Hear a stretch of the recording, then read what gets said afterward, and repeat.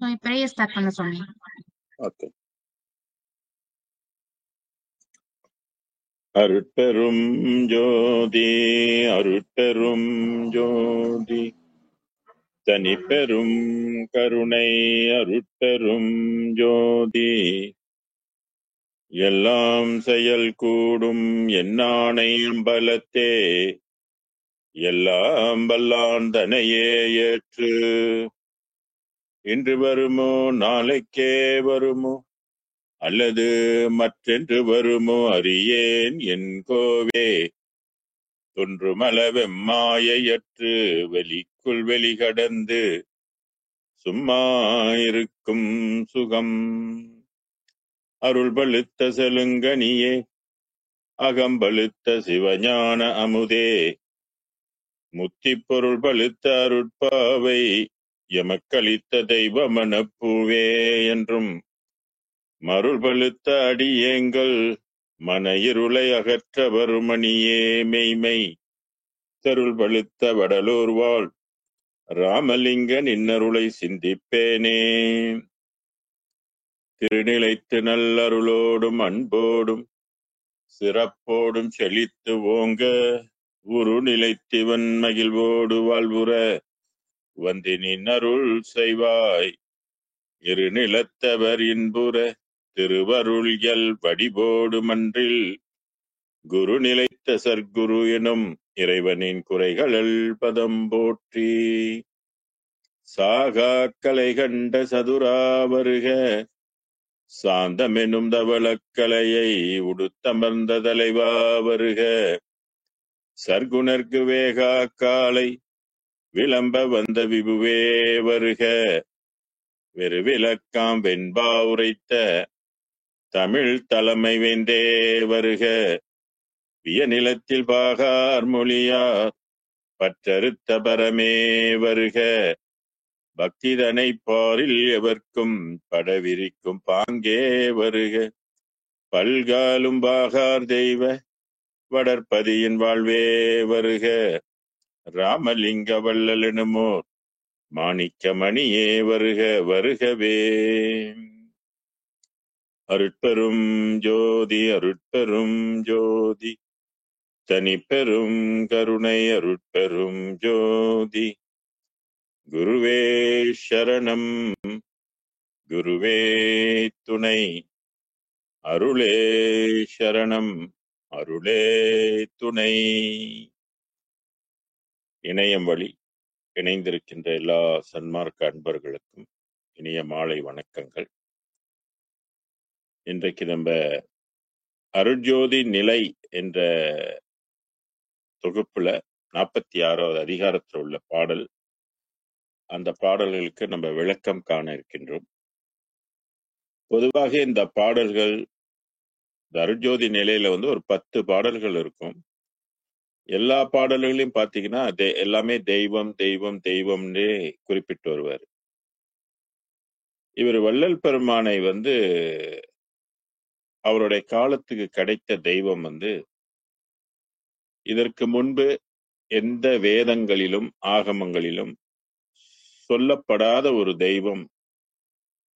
அதை உலகுக்கு எடுத்து சொல்லி அந்த தெய்வத்தினுடைய சிறப்பை எல்லாம் செய்ய சொல்லி இந்த தெய்வத்தினால் அவருக்கு என்னென்னலாம் கிடைத்தது என்பதெல்லாம் சொல்லி நாமளும் அந்த தெய்வத்தினுடைய துணையை கொண்டு இந்த பிறவி என்ற பிணியில நம்மளாம் நீங்க வேண்டும் என்ற ஒரு நோக்கத்தோடு தான் இந்த அருட்ஜோதி நிலை அப்படின்னு சொல்லியிருக்காரு. இறைவன் ஏகனாக இருக்கின்றான், அநேகனாக இருக்கின்றான் என்பது வள்ளலாருக்கு முன்பே சொல்லப்பட்டிருந்தாலும் அந்த ஏகனுக்குள்ள ஒரு ஏகன் ஒளிந்திருந்தது 19ஆம் நூற்றாண்டுல தான் அது தெரிய வந்தது. அது அந்த ஏகனுக்குள்ள இருக்கிற ஏகன் தான் அருட்பெரும் ஜோதி. அது ஒரு தனி நிலை, அது ஒரு தனி உலகமாகவும் இருக்கின்றது என்பதனால்தான் அட்டகத்துல அருட்பெரு வெளியில் அருட்பெரு உலகத்து அப்படின்னு பெரிய உலகம். அது எல்லா வெளிகளையும் அதுல அடக்கலாம். அதான் எச்சபை பொது என இயம்பினர் அறிஞர்கள், அச்சபை இடம் கொள்ளும் அருட்பெரும் ஜோதி அப்படின்னார். இந்த அருட்பெரும் ஜோதி என்பதை நம்ம ஏதோ இதற்கு முன்பு சொல்லப்பட்ட ஜோதி மற்ற முனிவர்களால், ரிஷிகளால், வேதங்களால் சொல்லப்பட்ட ஜோதின்னு சொல்லி நினைச்சு நம்ம ஏமாந்து விடக்கூடாது. அந்த ஜோதிகளுக்கெல்லாம் ஜோதியாய், அதிபதியாய், தலைவனாய், அந்த ஒளிகளுக்கெல்லாம் உயிர்ப்பு கொடுக்கின்ற உயிராய் விளங்குகின்றதுதான் அந்த அருட்பெரும் ஜோதி அப்படின்னு சொல்றது. அந்த ஜோதியை தான் வள்ளல் பெருமான் அருட்ஜோதி தெய்வம் என்னை ஆண்டு கொண்ட தெய்வம் அப்படின்னு பாடினார். அது எங்க இருக்குன்னா அம்பலத்தில் ஆடுகின்ற ஆனந்த தெய்வம் சொன்னார். அது என்ன செய்ய வல்லது அப்படின்னா இருட்பாடு நீக்கி ஒளி ஈந்தருளும் தெய்வம் அப்படின்னு சொன்னார். எண்ணியவார் எனக்கருளும் தெய்வம் அப்படின்னு சொன்னார். திருட்பாடல் வந்தனையும் சிவமாக்கும் தெய்வம் அப்படின்னு சொன்னார். சிற்றபையில் விளங்குகின்ற தெய்வம் அதே தெய்வம். இருள் நிலையை போக்கி அருள் நிலையை கொடுக்க வல்லது. நம்மளாம் தீபாவளி அடுத்த மாசம் வருது இல்லையா? இருள் நீக்கி ஒளி பெறுகின்ற நாள் தான் தீபாவளின்னு எல்லாரும் கொண்டாடுவாங்க. ஆனா நம்ம வருஷம் வருஷம் கொண்டாடி கொண்டுதான் வரோம். ஆனா இருள் நீங்கினுச்சானாக்கா இருள் நீங்கல. நமக்கு இன்னும் இருள்ல தான் நம்மலாம் இருக்கிறோம். இருள் வெளியாக, இருள் ஒளியாக, இருள் தன்மையில நம்ம வாழ்ந்து கொண்டு இருக்கோம். இருள் உலகம். நம்ம வாழ்கின்ற உலகம் இருள் உலகம். சூரியனுடைய துணை கொண்டுதான் நமக்கு இரவு பகல் என்பது வந்து கொண்டிருக்குது, ராப்பகல். ஆனா இறைவனுடைய உலகம் ராப்பகல் அற்ற இடம், என்றும் ஒளிமயமாக இருக்கின்ற இடம். அந்த ஒளி உலகங்கள் தான் மற்ற உலகங்களை எல்லாம் இயக்குகின்றது. அந்த ஒளி உலகம் இல்லைன்னா உலகம் இல்லை, பஞ்சபூதம் இல்லை, நீங்க இல்ல, நான் அல்ல, எந்த ஒரு அறிவு இல்லை, 2 அறிவு இல்லை, எந்த அறிவும் இல்லை. எல்லாமே அந்த அருட்பெருஞ்சோதி ஆண்டவர்கிட்ட இருந்து இயங்குகின்றது. அதுதான் மூலம். அந்த மூலத்தை நமக்கு உலகத்துக்கு தெரியணும் அப்படின்ற ஒரு காலம் அருட்பெருஞ்சோதி ஆண்டவர் வகுத்து வைத்திருந்தார். பல கோடி யுகங்கள் கடந்து, சதுர் யுகங்கள்லாம் கடந்துதான் கடந்த 19ஆம் நூற்றாண்டில் வள்ளல் பெருமான் மூலமாக இந்த ஏகனுக்குள் இருக்கின்ற ஏகன் அறிமுகப்படுத்தப்பட்டது. அந்த அறிமுகத்தை தான் அட்டகத்திலும் பெருமான் சொல்லியிருக்கிறாரு. பதி விளக்கம் என்ற ஒரு பாடல்களிலும் தலைப்புகளிலும் அறிமுகத்தை படுத்துகின்றார். நிறைய பாடல்கள் அருட்பெருஞ்சோதியை அறிமுகப்படுத்துகின்றார். அப்படி அறிமுகப்படுத்தும் போது வேத ஆகமங்களுக்கெல்லாம் அறியப்படாத ஒன்று அப்படின்று சுட்டி காட்டுகின்றார். இப்படிலாம் சொல்லி கூட சில பேர் திருந்துறது இல்லை. சில திருந்தா ஜென்மங்கள்லாம் இருக்கிறாங்க. அதை புரிந்து கொள்றதுக்கு ஏன் அவங்களுக்கு என்ன பிரச்சனைன்றது எனக்கும் தெரியல. மற்ற ஒளிகளோடு இதை கொண்டு ஒப்பிட்டு பேசுறாங்க. அதெல்லாம் தவறு. ஒளிகள் வான்வெளியில ஏகப்பட்ட கோடிக்கணக்கான ஒளி நிலைகள் இருக்குது. கோடிக்கணக்கான சக்தி வகைகள் இருக்குது. எல்லாம் ஒன்றுன்னு சொல்ல முடியாது. ஒன்றொன்றுக்கும் அதனுடைய சுவை வேறு, அதனுடைய தன்மை வேறு, ஆற்றல் வேறு, அறிவு வேறு, குணம் வேறு என்று பிரித்து பார்க்கணும். அதை புரிந்து கொள்ளாமல் எல்லாம் ஒன்று அப்படின்னு சொல்லி இன்னும் சில பேரு இந்த அருட்பெரும் ஜோதியை பரபிரம்மத்தை தான் வள்ளலார் அருட்பெரும் ஜோதி என்று குறிப்பிடுறார் என்று சொல்லி கூட தவறான கருத்தை பரப்புகின்றார். இதெல்லாம் கண்டிக்க வேண்டிய ஒன்று. இந்த ஜோதி, அருட்பெரும் ஜோதி என்பது, இந்த ஜோதி 19ஆம் நூற்றாண்டில் மட்டுமே தெரிய வந்தது வள்ளலாருக்கு. அதுக்கு முன்பு வந்ததும் ஜோதி தான், அதை நான் மறுக்கவில்லை. அந்த ஜோதி இந்த ஜோதியை நம்ம ஒப்பிட்டு பேசக்கூடாது என்பது வள்ளலாருடைய கருத்து. தனக்கு உமை இல்லாதான் என்று சொல்லுவார். அப்ப அது நிறைய பாடல்கள் சான்று இருக்கும்போது ஏன் நம்ம தப்பு பண்ணணும்? அப்படியேப்பட்ட தெய்வத்தை இவர் வணங்கினாதனால, சிந்தையில் நினைத்ததுனால, எந்நேரமும் இரவும் பகலும் கருதாமல் எந்நேரமும் மனதுக்குள்ளே அவர் நினைத்ததுனால அந்த இறைவனுடைய அருள் அவருடைய உள்ளத்துக்குள் புகுந்து கொண்டது. அதான் சொன்னாரு, என் இதய கமலத்தே இருந்து அருளும் தெய்வம் சொன்னாரு. இருந்து அப்படின்னு சொன்னாரு. இப்ப நமக்குள்ளெல்லாம் இருந்துச்சுனாக்கா அதை அருள் செய்திருக்கணும். நம்மளாம் ஒளிய ஆயிருக்கும். ஆனா அப்படி யாரும் ஒளி ஆன மாதிரி தெரியல. சன்மார்க்கத்துல நிறைய பேர் மாண்டு கொண்டு வரதையும் நம்ம பார்க்கிறோம். ஏன்னா அது இதய கமலத்துக்குள்ள இருந்து அருள் செய்யல. நம்ம படிச்சுக்கிட்டு இருக்கிறோம், பாடிக்கிட்டு இருக்கிறோம், அவ்வளவுதான். ஆனா அது மட்டும் போதாது. கடவுள் நிலையை அடைவதற்கு அது பத்தாது. இறைவன் நம்மளை ஆட்கொள்ள வேண்டும். அதுக்குதான் தீட்சை என்று பெயர், பொருந்துதல் என்று பெயர். பொன்னடி என் சென்னியிலே பொருந்த வைத்த தெய்வம் சொல்வார். அதுபோல இங்க என் இதய கமலத்தை இருந்த அருளும் தெய்வம். அது மட்டுமல்ல, என் 2 கண்மணிக்குள் இலங்குகின்ற தெய்வம். கண்மணி இருக்கு இல்லையா, கண்ணுக்குள்ள கண்மணின்னு கூடிய கருப்பு மணி இருக்கு இல்லையா, அந்த கருப்பு மணிக்குள்ளையும் அந்த ஒளி கலந்து கொண்டது அப்படின்னு சொல்றது. அதனாலதான் அருட்பெருஞ்சோதி அருள் பெற்றதுனால அவர் அண்ட சராசரங்களை எல்லாம் பார்க்கக்கூடிய ஒரு பவர் அவர் கண்ணுக்கு இருந்தது. அண்டகோடி காணும் கண்கள் எய்தினேன்னு சொன்னார். அறிந்தேன் அங்கையில் உள்ள செய்தியை பிண்டகோடி காணப்பெற்று நின்னையே பேசி பேசி வியக்கின்றேன் நின் பெருமை தன்னையே அப்படின்னு மெய்யருள் வியப்புல இந்த பாடல் இருக்கும். அண்டம் கோடி காணும் கண்கள் எய்தினேன்னு சொன்னார். சாதாரண விஷயம் இல்லை இதெல்லாம். இந்த பூலோகத்துல ஒரு சிறிய இடத்துல இருந்துகிட்டு அண்டங்களை எல்லாம் பார்க்கக்கூடிய ஒரு பாக்கியம் அவர் கிடைச்சிருக்கிறாருனாக்க என்ன மாதிரியான ஒரு ஒரு 19ஆம் நூற்றாண்டுல நடந்த ஒரு அதிசயம் பாருங்க. அவருக்கு எல்லாமே தெரிந்தது, எல்லா உலகமும் தெரிந்தது. ஆனா நம்ம கண்ணுக்கு என்ன தெரியுது? சமயத்துல பக்கத்துல இருக்கிறது கூட கண்ணுக்கு தெரியாது. இங்கதான் வச்சிருப்போம், மறந்துட்டு எங்கெங்கயோ தேடி இருப்போம். உனக்கு கண்ணு தெரியல, அங்கதானே இருக்குது அப்படின்னு நம்ம வீட்டுல எல்லாம் திட்டுவாங்க. அதனால என்று 2 கண்மணிக்குள் இலங்குகின்ற தெய்வம். இது புலன்கள்ல கலக்கக்கூடியது. அகம், அகப்புறம், புறம், புறப்புறம் என்று சொல்லப்படுகின்ற 4 இடத்திலையும் இந்த அருள் ஒளி கலக்கக்கூடியது.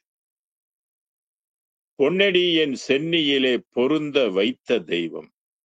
பொன்னடி என்பது திருவடி, பொன் போன்ற ஒளி, பொன்னொளி. என் சென்னின்னா புருவமத்தி. பொருந்த வைத்த அப்படின்னாக்க அந்த ஒளி அந்த இடத்துல தங்கணும், பொருந்த வைக்கணும். யாரு பொருந்த வைக்க முடியும்? அருட்பெருஞ்சோதி தான் வள்ளலாருக்கு பொருத்தியது. இன்னைக்கு அருட்பெருஞ்சோதி தீட்சை கொடுக்கறேன்னு சொல்லி நிறைய பேர் தீட்சை கொடுத்துட்டு இருக்காங்க. நிறைய பேர் பெற்றுக்கொண்டு இருக்கிறாங்க. ஆனால் எல்லாரும் செத்து போய்கிட்டு தான் இருக்காங்க. தீட்சை வச்சவனும் செத்து போறான், தீட்சை வாங்கினவனும் செத்து போறான். என்ன தீட்சை வைக்கிறாங்க? உருப்படுறதுக்கு தீட்சை வாங்கணும். தீட்சை வாங்கணும்னா அருட்பெருஞ்சோதி ஆண்டவர்கிட்ட நீ கேட்கணும். அப்பா நான் உய்யணும், நீ எனக்கு பொருந்து, நீ எனக்கு தீட்சை வை, உன் ஒளியை என்னுடைய புருவ மத்தியில வை, வச்சாதான் நான் உய்ய முடியும் அப்படின்னு சொல்லுங்க, வேண்டுங்க. இறைவன் விரும்பினால் உங்களுக்கு பொருந்துவான். இறைவன் அப்படி பொருந்தலைன்னாக்க செத்து போயிட்டு அடுத்த ஜென்மம் திருப்பி வரணும், திருப்பி பாடுபடுங்க. அப்படிதான் ஆகணும், வேற வழி இல்லை. அவனுடைய அருள் பெறுவது வரைக்கும் நம்ம பிறந்து கொண்டேதான் இறந்து கொண்டேதான் இருக்கும். அருள் பெற்றுட்டோம்னாக்க நம்ம திருப்பி பிறக்க வேண்டிய அவசியம் இருக்காது.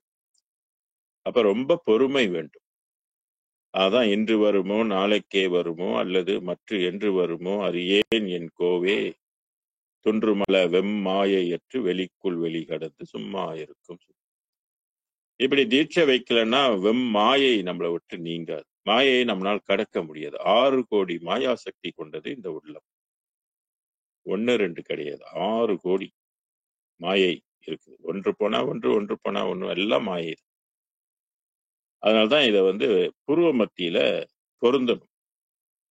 இந்த புருவ மத்தியில இறைவன் பொருந்தணும் என்பதுக்குத்தான் நம்ம ஆரம்பத்திலே நம்மளோட இந்து மதத்துல பாத்தீங்கன்னா புருவ மத்தியில பொட்டு வைக்கிறது, சந்தனம் வைக்கிறது, விபூதி பூசுறது, இதையெல்லாம் செய்து கொண்டிருக்கிறோம். மேப்பு தான் இதெல்லாம் வைக்கிறதுனால ஒன்றும் பொருந்தி போக முடியாது. அடிப்படை மாண்டு போய்விட்டாலும் அவனுடைய நெத்தியும் சும்மா விட மாட்டோம். அவனுக்கும் பொட்டு கிட்டெல்லாம் வச்சு அனுப்புவோம். இதெல்லாம் என்னத்துக்கு அப்படின்னு நம்ம சிந்திக்கணும். ஏன் இந்த பழக்கத்தை நமக்கு பழக்கி விட்டாங்கனாக்க, இந்த ஒளி இந்த இடத்துல பொருந்தணும் அப்படின்னு. தீட்சை வைக்கின்ற இடம் புருவ மத்தி என்பதனால், அந்த புருவ மத்தியை தினமும் நினைக்கணும். அதனாலதான் நம்ம அந்த இடத்துக்கு விபூதியை பூசுகின்றோம். அதனாலதான் வள்ளலா பெருமானுக்கு அருட்பெருஞ்சோதி ஆண்டவரே அவருடைய புருவ மத்தியில உள்ளுக்கு பொருத்தினார். அந்த அவருடைய ஒளியை பொருத்து. அந்த ஒளியை பொருத்தினா என்ன நடக்கும் தெரியுங்களா? இப்ப நம்ம போய் கடையில ஒரு சிம் கார்டு இது வாங்குறோம். ஒரு போன் வாங்குறோம். அந்த போன் கார்டு ஒரு 1000 வெள்ளி கொடுத்து வாங்குறோம். ஆனா சிம் கார்டு நீங்க பொருத்தலைன்னா அதை இயக்க முடியுமா? அந்த போன்ல இருக்கிற பயன்களை நம்ம அடைய முடியுமா? அல்ல அந்த ஃபெசிலிட்டிஸ்லாம் நமக்கு கிடைக்குமா? கிடைக்காது இல்லையா? அதே மாதிரி தான் இந்த இறைவன் என்று சொல்லக்கூடிய ஒளி சிம் கார்டு மூலம் இறைவனுடைய சிம் கார்டு அது ஒளி. அவன் நம்மளுடைய புருவ மத்தியில செலுத்தணும்னா நம்ம புருவ மத்திய நோக்கி புருவ மத்தியில நினைத்து அவனை நினைக்கணும். அவனை நினைக்க நினைக்க நினைக்கதான் அவனுக்கும் நமக்கும் தொடர்பு ஏற்படும். உயிர் கொடுத்தவன் இல்லையா? இந்த உடம்பை நம்ம பெற்றுக்கோனாக்கா அதுக்கு அவன் தானே காரணம். இந்த மூக்கை கொண்டு நம்ம சுவாசித்து கொண்டு இருக்கிறோம் இல்லையா? அதுக்கு அவன் தானே காரணம். நமக்கு மூளையை படைச்சிருக்கிறான் இல்லையா? யாரு படைக்க முடியும் இப்படிப்பட்ட அருமையான மூளையை? அப்ப உடம்புல எத்தனை உறுப்புகள் அவயங்கள் எல்லாம் இருக்கு. லிவர் மட்டும் கிட்டத்தட்ட 500க்கு மேற்பட்ட வேலையை செய்யுது. கிட்னி பாருங்க, கெட்ட நீர்கள் எல்லாம் அது சுத்தம் பண்ணி சிறுநீராக வெளியே தள்ளுது. பெருங்குடல் பாருங்க, மலத்தை வெளியே தள்ளுது. ஹார்ட் பாருங்க, எவ்வளவு அற்புதமான ஒரு பம்ப் பண்ணுது. ரத்தத்தை முழுவதும் உடம்பு முழுதுக்கும் பாய்ச்சு. கண் பாருங்க, வெளியில பார்க்குது. காது பாருங்க, விஷயத்தை கேட்குது. இதை விட பாருங்க, நாக்கு அறுசுவையை ருசிக்குது. வயிறார சாப்பிட்டு நல்லா திருப்தியா சாப்பிட்டுட்டு அப்பா சாப்பாடு நல்லா இருக்குன்னு சொல்றோம். இவ்வளவும் இறைவன் நமக்கு செஞ்சு கொடுத்துருக்கான். கடவுளை அடையிறமோ இல்லையோ, இந்த செஞ்சு கொடுத்ததுக்காக நன்றி சொல்லிட்டு போயிட்டு இருக்கு. இப்படிலாம் செய்த இறைவனுக்கு இன்னொரு திறமை ஒண்ணு இருக்குது. அது என்ன திறமை அப்படின்னு கேட்டீங்கன்னாக்க, மரணமே வராத ஒரு வாழ்வும் அந்த அருட்பெருஞ்சோதிக்கு உண்டு. கொடுக்க முடியாது, நினைச்சா கொடுக்க முடியும். அதைத்தான் வள்ளல் பெருமான் பெற்றிருக்கிறார். பெற்றது மட்டுமில்ல, நம்மளும் பெற முடியும் என்று சொன்னவர். அதுக்கு முயற்சி வேணும் இல்லையா? அவர் பாடுபட்டு தானே அவருக்கெல்லாம் கிடைச்சது. இப்ப நம்மளும் கொஞ்சமாவது பாடுபடணும் இல்லையா? அததான் அங்க சொன்னாரு, பொன்னடி என் சென்னியிலே பொருந்த வைத்த தெய்வம். புருவமத்திய நோக்கி அவரு தவம் செய்ததுனால, நாம ஜபம் உரைத்ததுனால, காத்திருந்ததுனால அவருக்கு இறைவனே அவர் உள்ளத்துக்குள்ள பொருந்தினார். புருவமத்தியில பொருந்தினார், அகத்தில் பொருந்தினார், உள்ளத்தில் பொருந்தினார், உயிரில் பொருந்தினார், புலன்களில் பொருந்தினார், ஒவ்வொரு அணுக்களிலும் பொருந்தினார். கடைசியில என்ன ஆச்சு? இவர் அருட்பெருஞ்சோதி ஆயிட்டார். அதுதான் அந்த சாஃப்ட்வேரோட சிஸ்டம். ஜோதியினோட சிஸ்டம் நமக்கு புரியணும். இந்த சிஸ்டம் வேற எந்த தெய்வத்துக்கும் இறைவன் அருட்பெருஞ்சோதி ஆண்டவர் கொடுத்திருக்கிறாரா அப்படின்னா கிடையாது. அதை பெருமானே சில பாடல்கள்ல உறுதிப்படுத்துறார். உதாரணத்துக்கு 164வது பாடல்ல, சாவதென்றும் பிறப்பதென்றும் சாற்றுகின்ற பெரும் பாவம் தன்னை எண்ணி நோவதென்று புதிதென்று என்றும் உள்ளதா, இந்த நோவை நீக்கி ஈவது மன்றிடை நடிப்போய் நின்னாலே ஆகும், மற்ற இறைவராலே ஆவது ஒன்று இல்லை என்றால் அந்தோ இச்சிறியனால் ஆவதன் சச்சுரந்திரமின்மை என்ற தலைப்புல இந்த பாடல் வரும். 160. இதுல என்ன சொல்றாரு? மற்ற இறைவராலே ஆவது ஒன்று இல்லை என்று. அப்ப நம்ம விளங்கி கொள்ளணும், புரிந்து கொள்ளணும். மற்ற தெய்வங்கள்லாம் இல்லைன்னு சொல்லவில்லை, எல்லாம் இருக்குது, நிறைய தெய்வங்கள் இருக்குது. ஒரு பாடல்ல சொல்லுவாரு, தெய்வங்கள் பல பல சிந்தை செய்வாரும், சேர்கதி பல பல செப்புகின்றாரும், பொய் வந்த கலை பல புகன்றிடுவாரும், பொச்சமயாதியை மெச்சுகின்றார், மெய்வந்த திருவருள் விளக்கம் ஒன்றில்லார், மேல் விளைவு அருகிலார், வீண் பொழுது கழிக்கின்றார், ஏய் வந்து அவருக்கு துன்பம் ஒழிப்பீர், துன்பம் ஒழித்து மெய் இன்பம் தந்தீரேன். அறிவை கொடுன்னு சொல்லுவார். அறிவை கொடுத்து மெய் இன்பத்தை கொடுன்னு சொல்லுவார். அதுபோல இந்த சாஃப்ட்வேர் சிஸ்டத்துல வந்து பார்க்கும்போது அருட்பெருஞ்சோதி ஆண்டவருக்கு மட்டும்தான், அந்த ஒளிக்கு மட்டும்தான் நம்மளுடைய ஒளியை வந்து நித்திய ஒளியாக மாத்தி அமைக்க முடியும். மனிதன் தெய்வமாக, கண்ணதாசன் பாடினார், மனிதன் என்பவன் தெய்வமாகலாம், வாரி வாரி வழங்கும் போது வள்ளலாகலாம்னு படிச்சார். ஆனா அவர் தெய்வமாக பாடிட்டு மட்டும்தான் போயிட்டார். ஆனா வள்ளலார் வந்து தெய்வமாவே ஆயிட்டார். அது நிறைய பேத்துக்கு புரிஞ்சுக்காரு. வள்ளலார் வந்து ஒளியா ஆயிட்டாரு, கடவுள் தன்மையை அடைஞ்சிட்டாருன்னு சொன்னா ரொம்ப பேத்துக்கு அது புரியாது, விளங்காது. அந்த துறையில உள்ளவங்களுக்கு தான் இதெல்லாம் புரியும், ஏற்றுக்கொள்ள முடியும். துறையில இல்லாதவங்க படிச்சு தெரிஞ்சுக்கணும். இந்த மாதிரி வித்தைகளை அவங்க வந்து படிச்சு தெரிஞ்சாதான் அவங்களுக்கு இது புரியும், இல்லைன்னா புரியாது. அடுத்து சொன்னாரு பொய்யாத தெய்வம்னு சொன்னாரு. பொய்யாத தெய்வம், ஏன்னா எல்லா தெய்வங்களும் ஒரு காலகட்டம் தான் இருக்கும், அதுக்கப்புறம் இராது. இப்ப சிவபெருமான் கூட எடுத்துக்கிட்டாக்க எல்லாம் ஒரு காலகட்டம் தான். சித்தர் குலமே எல்லாமே ஒரு காலகட்டம் தான். அல்லது பிரம்மா விஷ்ணு ருத்ரம் என்பவரும் அவங்களும் எல்லாம் ஒரு காலகட்டம். அந்த காலகட்டம் முடிஞ்சனே அவங்களுடைய பவர் போயிடும், டியூட்டி முடிஞ்சு போயிடும். ஆனால் இந்த அருட்பெரும் ஜோதி என்று சொல்லக்கூடியது வந்து அது பொய்த்து போகாது, அதுக்கு கால வரை இல்லை. மற்றதுக்கு எல்லாத்துக்குமே கால அளவு உண்டு. அதனால்தான் இந்த பராபரை ஒளின்னு சொல்றேன், பராபரை வெளி, அதோடைய காலம் கூட முடிஞ்சு போச்சு. அந்த பராபரையை தான் நம்மளாம் இப்ப கணபதினு கும்பிட்டுக்கிட்டு இருக்கிறோம். அந்த வெளியை அடைந்தவர்கள் வந்து சித்தர்கள். சுப்பிரமணியர்லாம் வந்து மிகப்பெரிய ஆற்றல் பெற்றவர். ஆனா என்ன செய்யறது, அந்த ஒளி போச்சுன்னாக்க அந்த அவங்களுடைய உடம்பும் போச்சு, அவங்களுடைய வாழ்வும் போச்சு. அப்ப மரணம் வரும். எல்லா தெய்வங்களுக்கும் மரணம் வரும் என்பது வள்ளலார் அறிவை கொண்டு அறியப்பட்ட ஒரு பேருண்மை. இது நிச்சயமா சில பேருக்கு ஏத்துக்க முடியாது. என்ன பண்றது, ஏத்துக்கலைன்னா நம்ம என்ன பண்ண முடியும், கட்டாயப்படுத்த முடியாது. சிந்திக்கணும். சிந்திச்சால் உங்களுக்கு வந்து அது புரியும், சிந்திக்கலைன்னா புரியாது. இந்து மதத்தினுடைய தெய்வங்கள் எல்லாமே மாண்டு போகக்கூடியதான். மத வெளிகள்ல இருக்கக்கூடிய ஒளிகள் எல்லாமே மாண்டு போகக்கூடியதான்.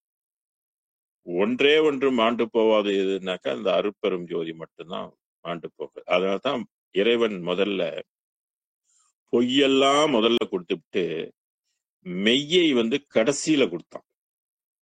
பார்ப்போம் எவன் தப்பிச்சு வரான், எவன் இதை பின்பற்றான் பார்ப்போம் அப்படின்னு. இது ஒரு விளையாட்டு தானே. மனுஷன் இந்த பூமியில வந்து எத்தனையோ கேம்ஸ் விளையாண்டுட்டு இருக்கிறான். ஒலிம்பிக்ல போய் பாத்தீங்கன்னா எத்தனை வகை கேம் இவன் விளையாடுறான்.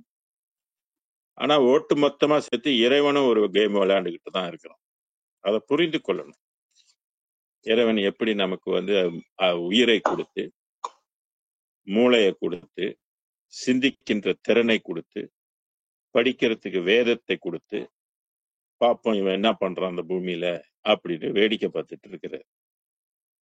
இதை புரிந்து கொண்டவர்கள் அவனை நாடுகின்றார், நாடி அடைஞ்சிருக்கிறார். அன்று அவன் கொடுத்த தெய்வ நிலையை பல பேர் அடைஞ்சிருக்கிறான். அந்த அறிவையும் அவன் தான் கொடுத்தான், வந்து அடையறதுக்குரிய அறிவையும் அவன் தான் கொடுத்தான்.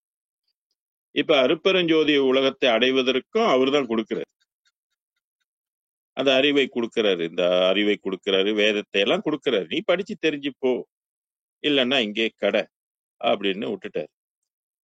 அதனால்தான் இங்கே வந்து பொய்யாத தெய்வம் அப்படின்னு சொன்னார். மற்றதெல்லாம் பொய்த்து போகக்கூடியது, ஒரு கால வரைக்கு உட்பட்டு இருந்து அப்புறம் இல்லாமல் போய்விடும். அப்புறம் நீ அதை பிடிச்சி கும்பிட்டுக்கிட்டு இருக்கல, என்ன பயன்? ஒரு பயனும் இல்லை. இதைத்தான் சொன்னாரு ஒரு சித்தர், செத்து பிறக்கும் தேவர் துதிப்போர்க்கு முத்தித்தான் இல்லை அடி, முத்தித்தான் இல்லை அடின்னு. நீ முத்தி பெற முடியாது, சித்தியும் பெற முடியாது. இப்ப உள்ள கணக்குக்கு எடுத்துக்கொட்டாக்க எல்லாமே போச்சு, பராபரை உலகம் வரைக்கும் உள்ளது எல்லாம் போச்சு. அதனால்தான் வள்ளலார் சொன்னாரு, சித்தாந்தத்துல இனிமேல லட்சியம் வைக்காதீங்க, எல்லாரும் சன்மார்க்கத்துக்கு வாங்கன்னு காலில் உளுந்து கூப்பிட்டாரு. சும்மா கூப்பிடல, வாயில கூப்பிடல, அவர் காலில் விழுந்து வந்துட்ட சொல்றேன், நான் சொல்றத கேளு, புரிஞ்சுக்கு அப்படின்னு சொன்னார். ஏன்னா நமக்கு வந்து வான்வெளியில என்ன நடக்குதுன்னு தெரியாது. நம்ம அம்மாவுக்கும் தெரியாது, அப்பாவுக்கும் தெரியாது, தாத்தாவுக்கும் தெரியாது, பாட்டிக்கும் தெரியாது. மற்றதெல்லாம் அவங்களுக்கு தெரியும்.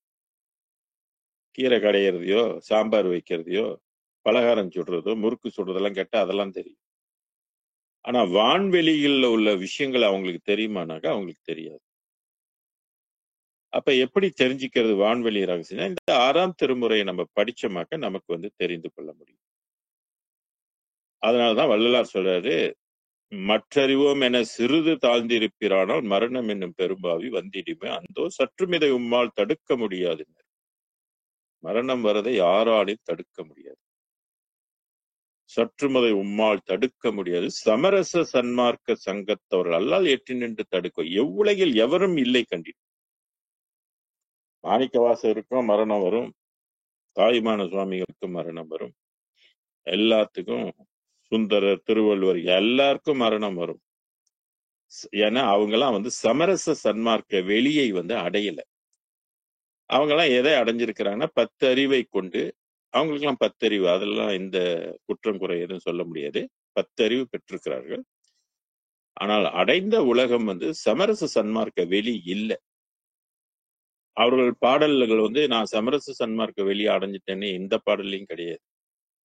எல்லாமே பெருவெளியை தான், அந்த பராபர வெளியை தான் அடைஞ்சிருக்கிறாங்க அப்படின்றது சுப்பிரமணியர் ஞானம் கூட அதைத்தான் உறுதிப்படுத்துது. அகஸ்தியர் உறுதிப்படுத்துறாரு, ஔவையார் உறுதிப்படுத்துறாங்க, சிவவாக்கியர் உறுதிப்படுத்துறாரு, அப்புறம் நம்ம காகபுஜண்டர் அவரும் அதை தான் உறுதிப்படுத்துறாரு. இந்த மாதிரி நிறைய சித்தர்கள் பாடல்கள் எல்லாம் இந்த பராபரை உலகத்தோட நின்னுக்கிட்டு அதுக்கங்கிட்ட என்ன இருக்குதுன்னா அவங்களுடைய அறிவுக்கு எல்லளவு கூட தெரியும், கடுகு அளவு கூட தெரியாது. அந்த அளவுக்கு இறைவனுடைய படைப்பு அமைந்திருக்கிறது, படைச்சிருக்கிறாரு. தெரிந்து கொள்வதற்கு அதுக்குன்னு ஒரு காலம் கணிஞ்சிருக்கு. அந்த காலம் தான் கடந்த 19ஆம் நூற்றாண்டு அப்படின்னு நம்ம புரிந்து கொள்ளணும். அதனாலதான் எல்லா தெய்வமும் ஒரு காலத்தால் பொய்த்து விடும். பொய்த்து போனதை நம்ம உரு ஏத்திக்கிட்டு என்ன பண்றது? ஏதோ பொழுதுபோக்கத்துக்காக ஏதாவது பண்ணிக்கிட்டு இருக்கலாம். ஆனா என்ன எதுவுமே அடைய முடியாது, எதுவுமே பெற முடியாது. கும்பிட்டு நொந்து போய் அப்புறம் மதம் மாறதான் செய்வாங்க. அங்க போனாலும் இதே கதை தான், அந்த மதத்துலயும் அதே நிலைதான். எந்த மதத்துல போனாலும் எல்லாத்துக்கும் மரணம் வரும், எல்லாத்துக்கும் நோய் வரும். யாருமே எந்த மதத்துல உள்ளவங்களும் நிரந்தரமா வாழ்வதற்கு வாய்ப்பு. கன்வெர்ட் பண்ணிக்கிட்டாக்க ஒளி உடம்பாக நம்ம மாற்றிக்கொண்டால் மரணம் இல்லாத வாழ்வு பெற்றுக்கொள்ளலாம். அது இங்க வாழ்றது இல்லை, அதுக்குன்னு தனி உலகம் இருக்கு. அதான் இங்க சொன்னாரு, பொய்யாத தெய்வம், இடர் செய்யாத தெய்வம். இடர் செய்யாது. இடர் என்பது துன்பம். இந்த தெய்வம் யாருக்கும் துன்பம் செய்யாது. இப்ப சில தெய்வங்கள் எல்லாம் துன்பம் செய்யும். இப்ப காளி அம்மா எல்லாம் இருக்கிறாங்க இல்லையா, காளி தெய்வங்கள், பத்திரகாளி, சுடுகாட்டு காளி, இந்த மாதிரி கோர தெய்வங்கள், அங்கார தெய்வங்கள், இதுங்களெல்லாம் வசப்படுத்தி வச்சிருக்கிறவங்க யாரையாவது போய் நீ துன்பப்படுத்து அப்படின்னா அதுங்களை ஏவி விட முடியும். அதுங்களுக்கு ஒரு கோழி கொடுத்தா போதும், எலுமிச்சான் கொடுத்தா போதும், பூசணிக்காய் கொடுத்தா போதும், போய் அந்த வேலையை இந்த மாதிரி போய் அவங்கள போய் ஆளை கொண்டு போடுனா கூட கொல்ற வரைக்கும் முயற்சி பண்றோம். அதுக்கு அந்த தெய்வத்துக்கு தெரியாது. அதுக்கு நல்லது கெட்டதெல்லாம் சிந்திக்கலாம் தெரியாது. என் எஜமான் கட்டளை இட்டான், இவனை துளைக்க சொல்லி, அதனால நான் வந்திருக்கிறேன் அப்படின்னு சொல்லுவேன். ஏன்னா நான் அந்த துறையில எல்லாம் நிறைய ஈடுபாடு, அந்த அனுபவம்லாம் எனக்கு இருக்கிறதுனால, இது ஒரு நாள் 2 நாள் இல்லை, பல ஆண்டுகள் இதுல நான் இருந்ததுனால இதெல்லாம் எனக்கு தெரியும். நான் சொல்றேன், மற்ற தெய்வங்களுக்கு இந்த வாய்ப்புகள் கொல்லுகின்ற வாய்ப்பு, ஒரு உயிரை கொல்லுகின்ற வாய்ப்பு வரைக்கும் அதுக்கு இருக்கு. பல துன்பங்களை எல்லாம் செய்யக்கூடிய இது உண்டு. இப்ப செய்வனெல்லாம் போய் செய்யறாங்க இல்லையா மற்றவங்க, அதுவும் தெய்வத்தை வச்சுதானே செய்யறாங்க. அது மாதிரி இங்க அதனால்தான் சொன்னாரு, இந்த தெய்வம் யாரையும் கொல்லாது. கொல்லா நெறியே குருவருள் நெறியென பல்கால் எனக்கு பகர்ந்தமை சிவமே. அதனால இந்த தெய்வங்கள் எல்லாம் ரொம்ப சாந்த சொருபிகள். மற்ற தெய்வங்கள் மாதிரி இல்லை. மற்ற தெய்வங்களுக்கு நீங்க சாப்பாடு கொடுக்கலன்னா அது கோச்சுக்கும். ஆனா இந்த தெய்வம் சாப்பாட்டுறாம கிடையாது, சாப்பிடுற தெய்வமும் கிடையாது, அபிஷேக பிரியரும் கிடையாது. அதுதான் இதை இடர் செய்யாத தெய்வம். யாருக்குமே இடர் செய்யாது. நன்மைதான் செய்ய முற்படுமே ஒழிய அது துன்பம் செய்யாது. அது மட்டும் இல்ல, எவ்வளவு பாவங்கள் நம்ம செஞ்சிருந்து அதுகிட்ட போய் மன்னிப்பு கேட்ட, மன்னிச்சிரு, நான் ஏதோ முன் ஜென்மங்களை என்னுடைய அறியாத காரணத்தினால நான் பல ஜென்மங்கள்ல இந்த மாதிரி பாவங்கள் எல்லாம் செய்திருப்பேன், நீ மன்னித்து கொள்ளுமா அப்படின்னு சொல்லி அதுகிட்ட நீங்க ரொம்ப பணிஞ்சு வேண்டுனீங்கனாக்க, உணர்ந்து வேண்டுனீங்கனாக்க, அது உங்க உயிர்ல இருக்கிற அந்த பதிவுகளை நீக்கக்கூடிய தெய்வம். நீக்கிரும். இப்ப 7:30 சனி, அட்டமத்து சனி, என்னென்னமோ சனி எல்லாம் கிடக்குது இல்லையா? அதனால பாதிப்பு அடையும் போதே ரொம்ப பேருக்கு பயந்துரும். இவங்க எல்லாம் என்ன பண்ணுவாங்க, ஓடி சனீஸ் பகவானுக்கு போய் விளக்கு ஏத்திக்கிட்டு இருப்பாங்க. ஆஞ்சநேயருக்கு போய் விளக்கு போட்டுட்டு இருப்பாங்க. பயம், இது நமக்கு துன்பம் வந்துருமா அப்படின்னு. இன்னும் சில பேருக்கு ஆயுள் கூட கம்மியா இருக்கும். 3வது சனி நடந்துச்சுன்னா இது இந்த சனி, மரண சனின்னு இருக்கும். சில பேருக்கு மாரகாதிபதியோட தசை நடக்கும்போது கவனமா இருக்கணும், மரணத்தை விளைவிக்கும், கண்டங்கள் ஏற்படும் அப்படின்லாம் சொல்லுவாங்க. ஒன்றும் பயப்பட வேண்டியது. இந்த அருப்பெருஞ்சோதி கிட்ட போய் வணங்கி கேட்டுட்டு, அப்பா எனக்கு இந்த மாதிரி மாரக தசை நடக்குது, நீ என் உயிரை கொஞ்ச நாள் எக்ஸ்டெண்ட் பண்ணு, எனக்கு எந்த ஆபத்தும் வராத நீ தான் பார்த்துக்கணும். நான் அதனால அதுக்கு அதுக்கு இணையாக நான் சில பேருக்கு பசித்தவங்களுக்கு சாப்பாடு போடுறேன், அது என்னை உயிரோட வச்சிரு அப்படின்னு கேட்கலாம், வேண்டலாம், அப்ளை பண்ணலாம். அது இந்த தெய்வம் முடிவு எடுத்துருச்சுனாக்க கிரகங்கள்லாம் ஒண்ணுமே பண்ண முடியாது. மற்ற கிரகத்தினுடைய அதி தெய்வங்கள்லாம் எதுவுமே செய்ய முடியாது. ஏன்னா இதுக்கு அப்படியாப்பட்ட பவர் இதுக்கு இருக்குது. அதனாலதான் உலகுக்கு உரு இடையூறெல்லாம் விலக நீ அடைந்து விளக்குக, சுத்த சன்மார்க்க சுகநிலை பெருக உத்தமன் ஆகுக ஓங்குக என்றனை என்று வள்ளல் பெருமான் அகவல்ல சொல்லியிருப்பார். இந்த உலகத்தில் உள்ள உயிர்களுக்கெல்லாம் வருகின்ற இடர்களை போக்கக்கூடிய ஆற்றல் அருப்பெருஞ்சோதி ஆண்டவருக்கு உண்டு. அதான் உலகுக்கு உரு இடையூறெல்லாம் சொன்னார். ஏன்னா இது இடர் செய்யாது, இடரையெல்லாம் களையக்கூடியது. சில பேர் புரிஞ்சிக்காம, ஐயோ நான் இதை கும்பிட்டுட்டு தான் பெரிய துன்பத்துல இருக்கிறேன் அப்படின்னு சொல்லுவாங்க. அது இதை கும்பிட்டதுனால கிடையாது. அந்த நேரம் உங்களுக்கு கெட்ட நேரமா இருக்கும். துன்பங்களை அனுபவிக்கக்கூடிய நேரத்துல அருப்பெருஞ்சோதியை பிடிச்சுக்கிட்டீங்கன்னாக்க உடனே அது துன்பம் நீங்கிடுமா? இது பல ஆண்டுகள் நம்ம அதை கும்பிட்டு அதை ஏற்றுக்கொண்டு நம்ம கும்பிட்டுட்டு வந்தோமாக்க நிச்சயமாக அது நம்மளுடைய கர்ம வினையை போக்கும். பாட்டால் உனது பதத்தை வாடும் வாயரே, ஒரு இடத்துல சொல்ற இல்லையா, மெய்யருள் ஏயா நின்னை பாட பாட வாய் மணக்குதே, வஞ்ச வினைகள் என்னை விட்டு ஓடி தலை வணங்குதேன். அருப்பெருஞ்சோதி ஆண்டவருடைய பாடல்களை படிச்சாலே வினைகள் எல்லாம் நீங்கும், எல்லாம் ஓடும். அததான் இதை இடர் செய்யக்கூடிய தெய்வம்னு யாரும் நினைச்சிடவன். இதை வச்சு யாரையும் கொல்லலாம் அப்படின்னு எல்லாம் நினைக்காதுங்க. இது கொல்லா நெறிக்குட்பட்டு, இது கொல்லுவது இதோட வேலை கிடையவே கிடையாது. அதான் எந்த இடரும் இந்த தெய்வம் நமக்கு செய்யாது. இப்ப சில பேர்லாம் சொல்றாங்களே, குலதெய்வ கோளாறு, குலதெய்வங்களை உங்களை கும்பிடாதனாலதான் உங்களுக்கு இது. குலதெய்வத்தினால கோளாறுலாம் கொடுக்கக்கூடிய தெய்வம் எல்லாம் இது கிடையாது. அந்த அளவுக்கு இது மிக பெருங்கருணையானது.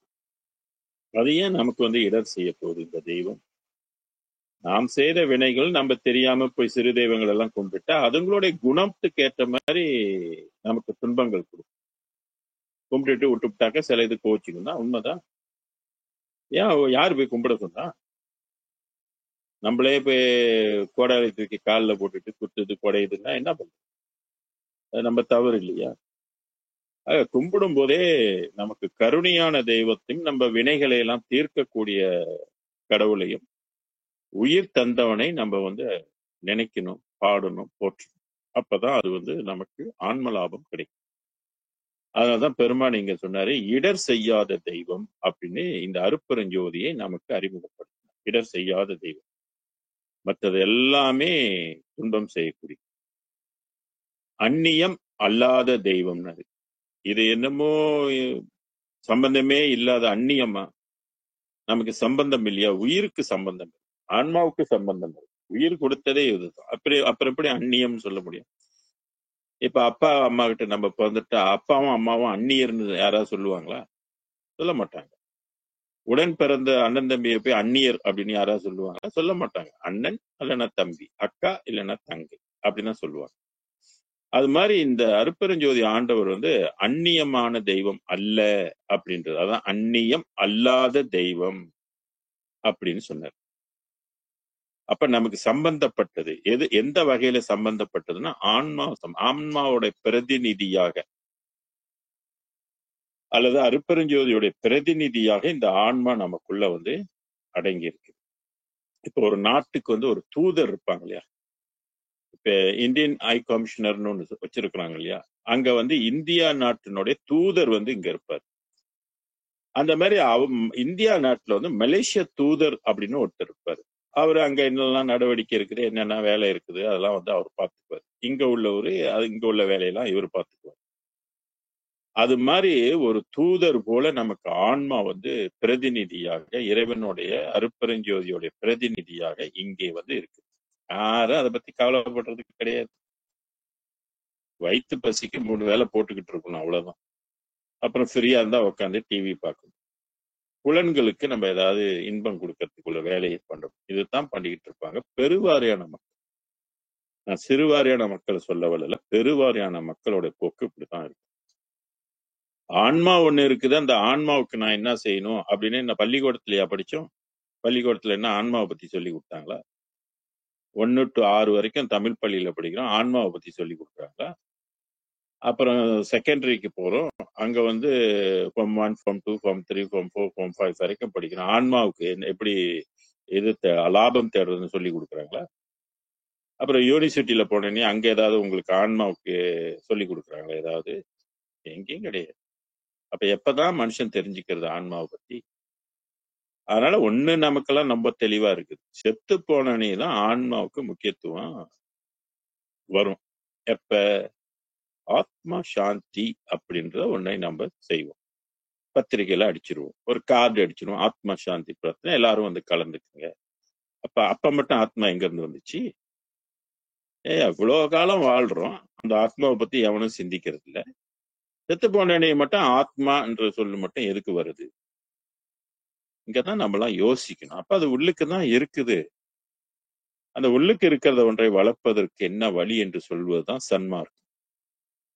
ஆத்மாவுக்கு லாபத்தை தேடிக்கொள்வது, ஆன்ம லாபம், ஆன்ம இன்பத்தை பெற்றுக்கொள்வது, ஆன்ம வாழ்வை பெற்றுக்கொள்வது. இப்ப வெறும் நம்ம பஞ்சபூத உடம்பையில தான் வாழ்ந்துட்டு இருக்கோம். 10% தான் இந்த உடம்பு. 36 தத்துவம் என்பது உள்ளுக்கு ஒண்ணு இருக்குது. அது 90% இருக்கு. அதுக்குள்ளதான் ஆன்மாவும் இருக்குது, அதுக்குள்ளதான் உயிர் இருக்குது, அதுக்குள்ளதான் மனமும் இருக்குது, அதுக்குள்ளதான் புலனும் இருக்குது, அதுக்குள்ளதான் செய்த வினைகளின் கூட்டு எல்லா பதிவும் அந்த உயிருக்குள்ளதான் இருக்கு. அதுலதான் வித்யா தத்துவம் இருக்குது, அதுலதான் ஆன்ம தத்துவம் இருக்குது, அதுலதான் சிவ தத்துவமும் இருக்குது. சக்தி சிவமும் அதுக்குள்ளதான் இருக்கு. அந்த சக்தி சிவ உள்ளுக்குதான் அருட்பெருஞ்சோதி கலந்து கலவாமல் மறைந்து இருக்கின்றார். இப்படிலாம் இருக்குது விஷயம். இதெல்லாம் தெரிஞ்சுக்காம கோயில்ல போய் தேங்காய் அர்ச்சனை பண்ணிட்டு நம்ம வீட்டுக்கு வந்துகிட்டு இருக்கிறோம். என்ன அறிவை கொள்முதல் பண்றோம்? வேதம் படிச்சாதானே அறிவு கொள்முதல் வரும். இதெல்லாம் தெரிஞ்சுக்கணும். ஏன்னா நம்ம சித்தர்கள் எல்லாம் இது போன்ற விஷயத்தெல்லாம் நமக்கு கொடுத்திருக்கிறாங்க. 36 தத்துவம் சொல்லியிருக்கோம். எல்லாரும் படிச்சிருக்கிறார். ஏறா நிலைமிசை ஏற்றியன் தனக்கு 6 கடத்தியது அருட்பெரும் ஜோதி. 36 தத்துவத்தை கடந்தால் அருட்பெரும் ஜோதியை நம்ம பார்க்கலாம். அதான் தத்துவம் அனைத்தும் தனித்தனி கடந்தே தத்துவாதீத மேல்நிலையில் சொல்லி சித்தர்கள் எல்லாம் சொன்னாங்க. பராபரை வரைக்கும் தான் அவங்க எல்லாம் கண்டிருக்கிறாங்க. வள்ளல் பெருமான் அதையும் கடந்து பெருங்கடவுளாகிய அருட்பெரும் ஜோதியை கண்டார். அதனாலதான் இங்கே அந்நியம் அல்லாத தெய்வம் என்று அருட்பெரும் ஜோதி சொன்ன, நமக்கு சம்பந்தப்பட்ட தெய்வம். அதனாலதான் நான் அடிக்கடி சொல்லுவேன், இதுதான் நமக்கு உயிர் கொடுத்த தாய், உயிர் கொடுத்த தந்தைன்னு சொல்றேன். அப்ப தாய் தந்தையும் நம்ம மறக்கக்கூடியது. அதான் தாயாகி தந்தையுமாய் தாங்குகின்ற தெய்வம், தன்னை நிகர் இல்லாத தனித்தலைமை தெய்வம் சொன்னார். வாயார வாழ்த்துகின்றோர் மனத்து அமர்ந்த தெய்வம், மலரடியின் சென்னிமிசை வைத்த பெரும் தெய்வம். காயாது கனியாகி கலந்து நிற்கும் தெய்வம், கருணை நிதி தெய்வம், முற்றும் காட்டுவிக்கும் தெய்வம். சேயாக இணை வளர்க்கும் தெய்வம், மகா தெய்வம், சிற்றபைகள் விளங்குகின்ற தெய்வம், அதே தெய்வம். எல்லாம் அருமையான பாடல்கள், அருமையான இன்ஃபர்மேஷன். சமுதாயம் இதுல இந்த பாடல்கள் எல்லாம் படிச்சு தெரிஞ்சுக்கணும், இதுக்குள்ள இருக்கிற ரகசியம். அடுத்து சொல்றாரு அறிவான தெய்வம். இப்ப திருக்குறள்ல கூட, திருக்குறள் படிச்சிருந்தீங்கன்னா உங்களுக்கு தெரியும், கற்றதனால் ஆய பயனின் கொள் வாளறிவன் நற்றார் தொழார் எனின். இறைவனை திருக்குறளை எங்கேயாவது உருவத்துல காட்டியிருக்கிறாரா? படிச்சு பார்த்திருக்கீங்களா? எங்கேயாவது இருக்குதா? அதான் தமிழ் வேதம். அது அந்த தமிழ் வேதத்துல வந்து இறைவனுக்கு வந்து கை, கண்ணு, காது, மூக்குக்கு வச்சு ஏதாவது ஒண்ணு சொல்லியிருக்கிறாரானாக்கா இல்ல. பற்றற்றான் பற்றினையே பற்றியிடல் வேண்டும். தனக்குவமே இல்லாதான் தாழ் சேர்ந்தார் கலல் மனக்கவலை மாற்றல் எரிதென்பர். பிறவி பெருங்கடல் நீந்துவர் நீந்தார் இறைவன் அடி சேராதார் சொல்லு. அப்ப எங்கேயுமே பாத்தீங்கன்னாக்க உருவத்துல திருவள்ளுவர் வந்து சொல்லியிருக்க வழி இல்லைங்க. இறைவனை வந்து அறிவாக, ஒளியாக, வெளியாக, அவன் வந்து வேண்டுதல் வேண்டாமை குணம் கொண்டவனாக, எல்லா உயிரிலும் கலந்திருப்பவனாக, அவன் வந்து தனி உலகமாகவும் இருப்பதாக அவர் குறிப்பிட்டிருக்கார். அதுதான் வையத்து வாழ்வாங்கு வாழ்பவன் வானுரையும் தெய்வத்துள் வைக்கப்படும் அப்படின்னு சொன்னாரு. பராபரை உலகத்தை சொல்றாரு. அங்க வாழ்கின்றவனாம் தெய்வம் அப்படின்னு சொல்றாரு. இங்கே வள்ளல் பெருமான் செத்து போறவனாம் தெய்வம் கிடையாதுன்றார். எவன் ஒருவன் சாகாமல் நிலைத்து வாழ்கின்றானோ அவன் தான் தெய்வம் அப்படின்னு சொல்வாரு. அதனால இங்கே சொன்னாரு அறிவான தெய்வம் சொன்னாரு. எத்தனாவது அறிவுன்னு ஒரு கேள்வி இருக்கு இல்லையா? ஏன்னா அறிவு வந்து விரிந்து இருக்கு. இப்ப மரம் செடி கொடிக்கெல்லாம் 10 அறிவு இருக்குன்னு சொன்னா யாராவது சிரிக்க மாட்டான். அதுக்கெல்லாம் ஓரறிவு தானே. புல்லு பூச்சிங்களுக்கெல்லாம் ஊர்ந்து செல்லக்கூடியதுக்கெல்லாம் 2 அறிவு, அப்புறம் 3 அறிவு, வண்டுங்களுக்கெல்லாம் 3 அறிவு, 4 அறிவு, இந்த மிருகங்களுக்கெல்லாம் 5 அறிவு. இந்த மனுஷனுக்கு மட்டும்தான் கடவுள் 6 அறிவு கொடுத்திருக்கு. இந்த 6வது அறிவு என்னன்னாக்க பகுத்து அறிகின்ற ஒரு அறிவை கொடுத்திருக்காரு. யோசித்து அறிகின்ற ஒரு அறிவு, சிந்தித்து அறிகின்ற ஒரு அறிவு. அப்புறம் 7 அறிவு 8 அறிவுலாம் இருக்குது, இல்லைன்னு சொல்லல. அது நீங்க போய் ஒரு புத்தகம் படிக்கிறீங்க, ஒரு கல்வியை வந்து கொள்முதல் பண்றீங்க, ஒரு ஒரு ஒரு வாழ்க்கைக்கு ஏதாவது ஒரு படிப்பு படிச்சீங்கன்னா அது 7வது அறிவு 8வது அறிவு இப்படிலாம் போகும். 10 அறிவு வரைக்கும் மூளையில இயங்கி இருக்குது அப்படின்பது திருமந்திரம் நமக்கு ஒரு சாட்சி. திருமூல தேவர் நமக்கு சொல்லி இருக்காரு 10 அறிவு அப்படின்னு. ஆனால் அந்த 10 அறிவை கொண்டு அருட்பெருஞ்சோதி அறிய முடியுமானா அறிய முடியாது என்பது அட்டகம் நமக்கு சாட்சி. அதனாலதான் கண்முதல் பொறியால் மனமுதல் கரண கருவினால் பகுதியின் கருவால் என்முதல் புருட தரத்தினால் பரத்தால் இசைக்குமோர் பரம்பர உணர்வால் விண்முதல் பறையால் பராபர அறிவால் விளங்குவது அரிது என உணர்ந்தோர் அன்முதல் தடித்து படித்திடவோங்கும் அருட்பெரும் ஜோதியின் அரசேனர். போதுமே இது. நான் இந்த பாடலை படிச்சேன்னா அப்படியே கொஞ்ச நேரம் ஸ்தம்பிச்சு போயிட்டேன். என்னடா 10 அறிவு கொண்டு இதை அறிய முடியாது. பராபரை அறிவு எனக்கு முன்பே தெரியும். ஏன்னா நான் சைவ சித்தாந்தம் எல்லாம் படிச்சிருக்கேன், திருமந்திரம் எல்லாம் படிச்சிருக்கிறேன். அந்த பாடலும் எனக்கு வந்து நல்ல ஞாபகமும் இருக்குது. அப்படி இருக்கும்போது என்ன பராபரை அறிவை கொண்டு அறிய முடியாதுன்னு சொல்றாரே அப்படின்ற போது ஒரு திகுச்சுட்டாயிட்டேன். அவ்வளவு ஒரு சூட்சமமான ஒரு ஒளியாக இந்த அருட்பெருஞ்சோதி இருக்குதா அப்படின்னு. உண்மைதான் இருக்குது, என்ன பண்றது. 10 அறிவு கொண்டு அறிய முடியாதுன்னா நம்ம வந்து எத்தனை அறிவு கொண்டு வாழ்ந்துட்டு இருக்கோம். சொல்றதை கேட்டுதான் நம்ம அறிந்து கொள்ளலாம். பார்த்து அறிய முடியுமா, உணர்ந்து அறிய முடியுமானா சான்ஸே இல்லை. அது வந்து நம்மளை ஆட்கொண்டால் ஒழிய அது பொது உணரும் போதலால் பிரித்து அது எண்ணில் தோன்றா அருட்பெரும் ஜோதி. அந்த பொதுவாக இருக்கின்ற அந்த அருட்பெருஞ்சி நம்மளோட வந்து கலந்தால்தான் அதனுடைய உலகத்தை வந்து நம்மளாம் தெரிந்து கொள்ள முடியும். அது வேற டைமென்ஷன், நம்ம வேற டைமென்ஷன், சித்தர்கள் வேற டைமென்ஷன். அதனால தெரிந்து கொள்ள வாய்ப்பே இல்லை. அப்ப அறிவான தெய்வம் சொல்லும் போது 10ஐயும் கடந்த ஒரு அறிவு நிலை வேணும். 12 அறிவுகள் இருந்தாதான் அருட்பெருஞ்சோதியை வந்து நம்ம அறிந்து கொள்ள முடியும். 10 அறிவை கொண்டு நிச்சயமாக அறிந்து கொள்ள முடியாது என்பதனால வள்ளல் பெருமான் என்ன சொன்னார்னா சைவ சித்தாந்தத்தை விட்டுடுங்க அப்படின்னு சொன்னார். எதுலையுமே லட்சியம் வைக்காதீங்கன்னு சொன்னார். நியாயம் தானே, சொல்றது சரிதானே. அதை விட பெரிய லாபம், பெரிய இன்பம், பெரிய அறிவு, என்றும் மரணமே வராத ஒரு வாழ்வு இருக்கின்ற போது அப்புறம் ஏன் மரணம் வர்றதுக்கு வாழ்க்கை நம்ம டார்கெட் பண்ணணும்? எல்லாம் சிந்தித்து பார்க்கணும். ஏன் வள்ளலார் வந்து அந்த மாதிரி சொன்னாரு அப்படின்னா, ஏன்னா அவருடைய அறிவுக்கு மட்டும்தான் பல உண்மைகள் எல்லாம் வெளிச்சத்துக்கு கிடைச்சது. அதனால நம்மளும் உய்யணும், உருப்படணும். பாவம் பூமியில கடந்து செத்து பிறந்து கொண்டே இருக்குதுங்களே, இதுங்களுக்கு நம்ம இந்த உண்மையை சொல்லுவோம். பிடிச்சு வரவங்க வரட்டும், வராதவனும் பரவாயில்ல விடுவோம், அப்புறம் பார்த்துக்குவோம் அப்படின்னுட்டு இந்த பேருண்மையை நமக்கு சொன்னாரு. திருமந்திரத்துல எனக்கு படிச்ச ஒரு பாடல் ஞாபகம் இருக்கு. அறிவு அறிவு என்று அரற்றும் உலகம், அறிவு அறியாமை யாரும் அறிகலாம். அறிவு அறியாமை கடந்து அறிவு ஆனால் அறிவு அறியாமை அழகியவாறே அப்படின்றது திருமந்திரத்துல திருமூலர் இயற்றி இருக்கிறாரு இந்த பாடல். எல்லாரும் அறிவு அறிவுன்னுட்டு ரொம்ப பீத்திக்கிட்டு இருப்பாங்க. அறிவு அறிவு என்று அரற்றும் உலகம். அப்படித்தானே 8A வாங்கிட்டாக்க பெரிய சந்தோஷம் ஊன்னுக்கிட்டு. அப்புறம் யூனிவர்சிட்டிக்கு போயிட்டா அங்க அறிவுல போயிட்டா ஊன்ட்டு ஒரு பந்தா. அப்புறம் மற்ற மற்ற நிலைகளுக்கெல்லாம் போய் அதுல வென்று விட்டால் பெரிய அறிவு. இந்த அறிவை வச்சுட்டு என்ன பண்ண முடியும்? சாரி மக்கான் தான் பண்ண முடியும். ஒரு தொழிலை தேடிக்கலாம், ஒரு வருமானத்தை தேடிக்கலாம். அதுக்கு தான் இதெல்லாம் தேவைப்படும். நீ சர்டிபிகேட்லாம் நிறைய வாங்கி வச்சிருக்கிற, இல்லைன்னா பட்டங்கள்லாம் வாங்கி வச்சிருக்கிறது கடவுள் நீ பட்டம் வாங்கிட்டேன்னு உன்னை கூட்டிட்டு போயிடுவானா? யோசனை பண்ணி பாருங்க. எத்தனை பட்டதாரி கடவுள் கூட்டிட்டு போயிருக்கிறார். எல்லாமே செத்துதான் போகணும் இந்த உலகம். படிப்பு எதுக்குன்னாக்க நம்ம இந்த உலகத்துல வாழ்வதற்கு ஒரு தொழில் வேணும், ஒரு உரையாடுறதுக்கு ஒரு அறிவு வேணும், அவ்வளவுதான். தேவைகளை பூர்த்தி செய்வதற்கு தான் பணம் இருந்தால். ஏன்னா இந்த உலகம் பொருளாதார உலகம். எல்லாமே பணத்தை கொண்டுதான் மூவ் பண்ணுது. சும்மா கிடைக்கிறதா இருந்தா பரவாயில்ல. நம்ம என்ன ஸ்பேஸ்லயா வாழ்றோம் சும்மா கிடைக்கிறதுக்கு?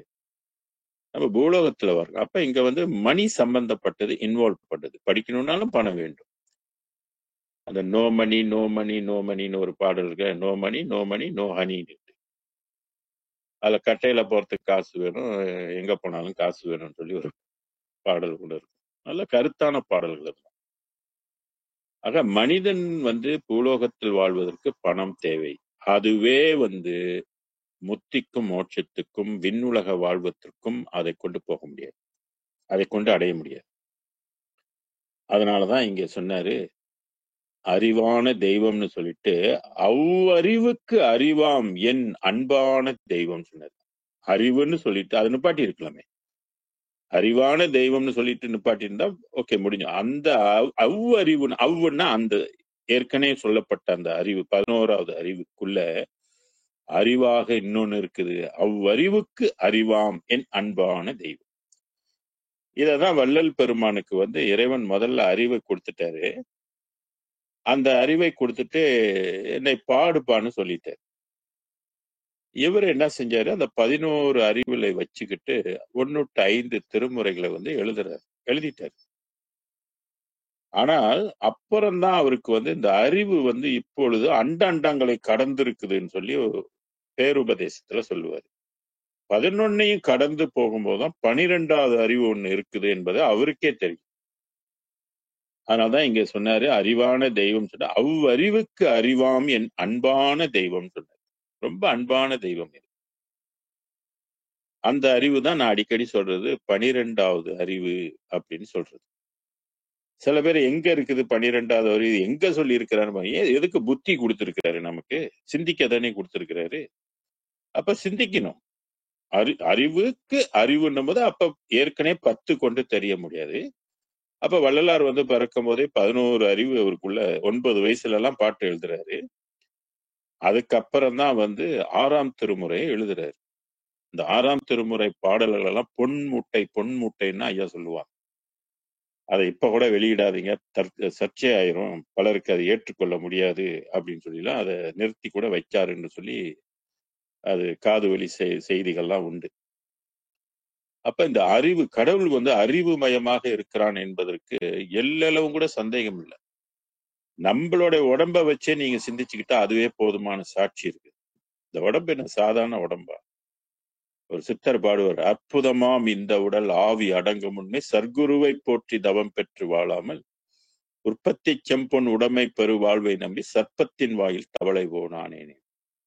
அருமையான உடம்பு, 10 மாசம் சுமந்து பெத்து எடுத்த இந்த உடம்ப கடைசியில ஞான அறிவு இல்லாமல் வீணா எல்லாம் உலகியல் பொருளை தேடி தேடி எல்லாம் செத்து போதுங்கன்னு சொல்லி அந்த சித்தர் ரொம்ப வருத்தத்தோட இந்த பாடலை எழுதியிருக்கிறார்.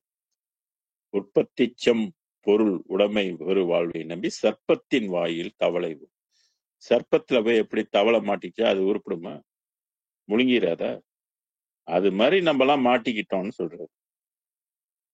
ஆக இங்கே அறிவு கடவுள் அறிவுமயமாக இருக்கிறான் என்பதுதான் திருக்குறளுடைய சாரம்.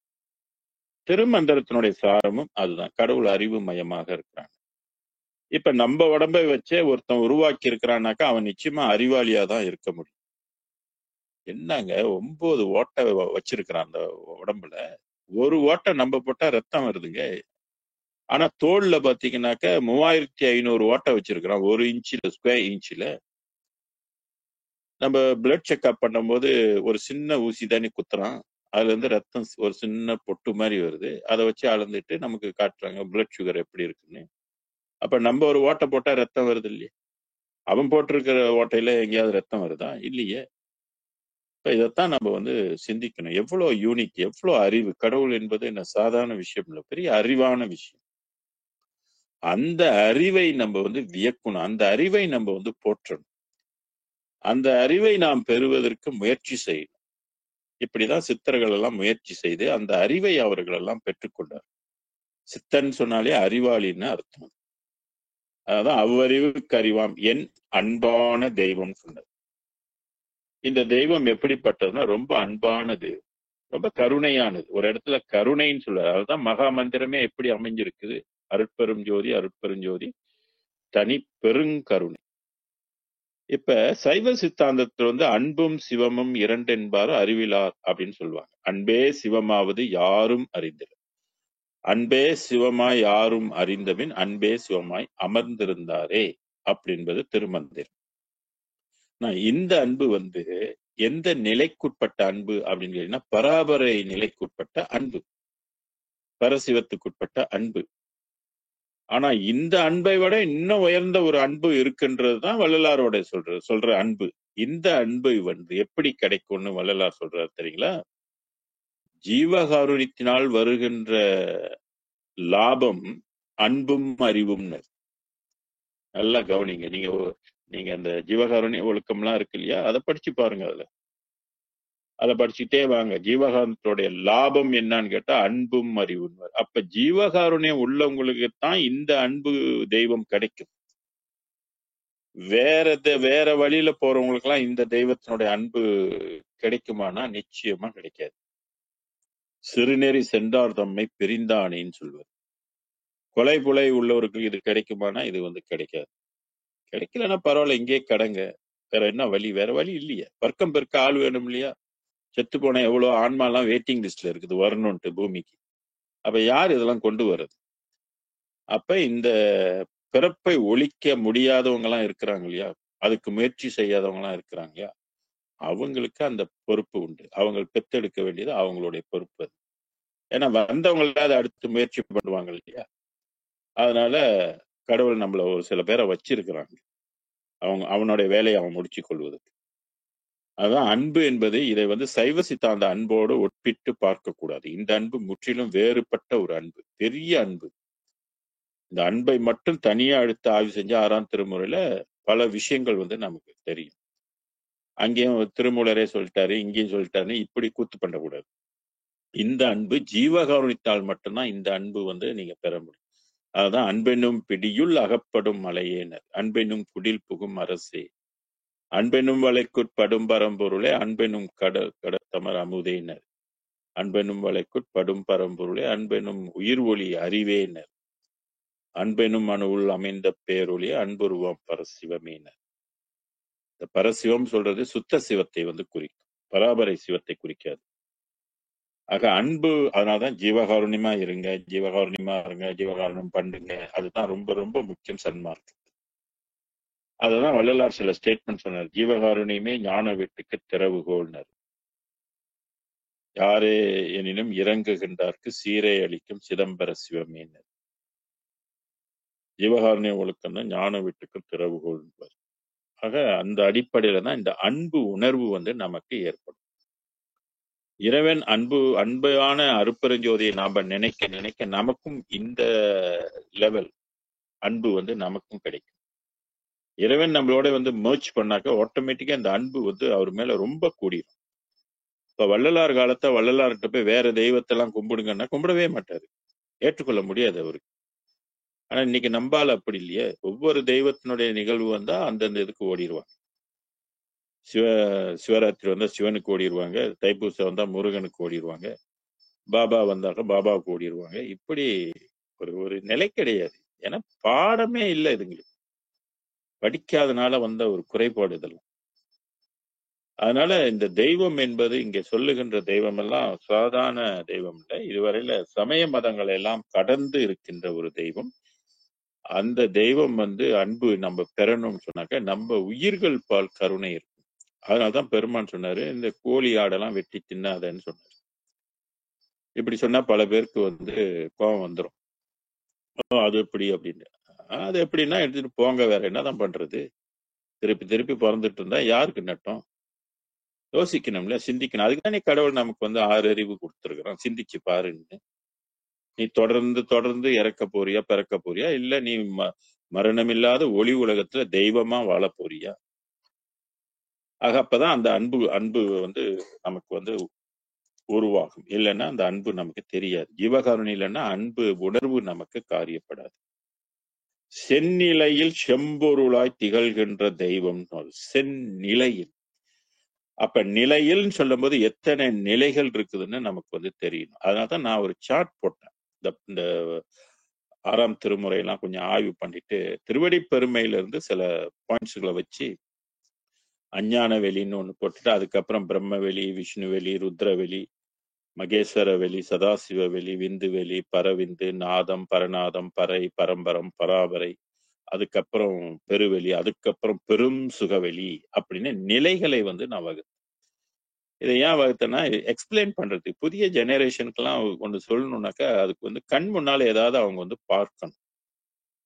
அப்படி பார்த்தா தான் அவங்களுக்கு வந்து புரியும். ஏன்னா இதெல்லாம் விண்வெளி ரகசியங்கள் வரும். அப்ப அவங்களுக்கு புரிய வைக்கிறதுக்கும் எந்தெந்த நிலைகள்ல எந்தெந்த தெய்வம் இருக்குது அப்படின்னு நமக்கு தெரியும். இப்ப பிரம்ம வெளினாக்கா பிரம்மா, விஷ்ணு வெளினா விஷ்ணு, ருத்ரன் வெளினா ருத்ரன், மகேஸ்வர வெளினா மகேஸ்வரர். எல்லாம் ஒவ்வொரு தெய்வ நிலைகள். எல்லாம் தெய்வமா இருந்து அது அது வேலையை அது செஞ்சிட்டு இருக்கு. அருட்பெரும் ஜோதிக்கு கீழே 9 கோடி தலைவர்கள் இருந்து இயங்குறாங்கன்னு வள்ளலார் பாடி இருக்கிறாருங்க. 9 கோடி பேர். அப்ப எவ்வளவு பெரிய ஒரு தெய்வமாக இது இருக்கும். ஒரு அரசாங்கத்துக்கு கீழே எவ்வளவு அரசாங்க அதிகாரிகள் இருப்பாங்க, அதுக்கு மேல எப்படி காக்கித்தாங்கலாம் இருக்கிறாங்களே அது மாதிரி இது ஒரு பெரிய அரசாங்கம் ஓடிக்கிட்டு இருக்குது. ஆட்சி, அரசு, கண்ணுக்கு தெரியாத ஒன்று அரசு ஆட்சி செய்து கொண்டு இருக்குது. அதான் செந்நிலைன்னு, செம்மையான நிலை, முழுமையான நிலை, பூரணமான நிலை, எந்த ஒரு குறைபாடும் இல்லாத நிலை, ஆனந்தமான நிலை, அறிவு முற்றிய நிலை, செம்பொருளாக, செம்பொருள். திருக்குறளையும் செம்பொருள் என்ற சொல்லை வந்து திருவள்ளுவர் பயன்படுத்தியிருப்பாரு. திருமந்திரத்திலையும் திருமூலர் பயன்படுத்தியிருக்கிறாரு. அகஸ்திய முனிவரும் செம்பொருள் என்ற சொல்லை பயன்படுத்தியிருக்காரு. அது அவங்கவுங்க நிலைக்கு உள்ள செம்பொருள். எம்பொருள் எம்பொருள் என்றே என்று சொல்லும் எல்லா உலகத்து பொருளும் ஒன்றே, செம்பொருளாம் இது வந்து பாரி திருச்சிற்றம்பல திருநட ஜோதின்னு. அந்த ஜோதி பாடல போய் பார்த்தீங்கன்னா தெரியும். இது வந்து நிலை வித்தியாசமான ஒரு செம்பொருள்.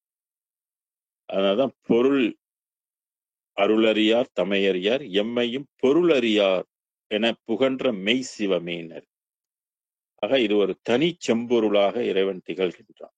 அதான் திகழ்கின்ற செம்பொருளாய் திகழ்கின்ற தெய்வம். அந்த பொருளை வந்து 10 அறிவு உள்ளவர்கள் கூட அது என்ன பொருள்னு தெரியாதுனாக்க நம்ம ஏமாத்துறங்க. நமக்கு எப்படி தெரியும் அது என்ன பொருள்னு? எந்த சயின்டிஸ்ட் நமக்கு சொல்ல முடியும் கடவுள் இந்த பொருளாக இருக்கிறாரு அப்படின்றது? அந்த பொருளாக நம்ம ஆயிட்டமாக்க அப்புறம் நமக்கு வந்து அழிவு என்பது கிடையாது.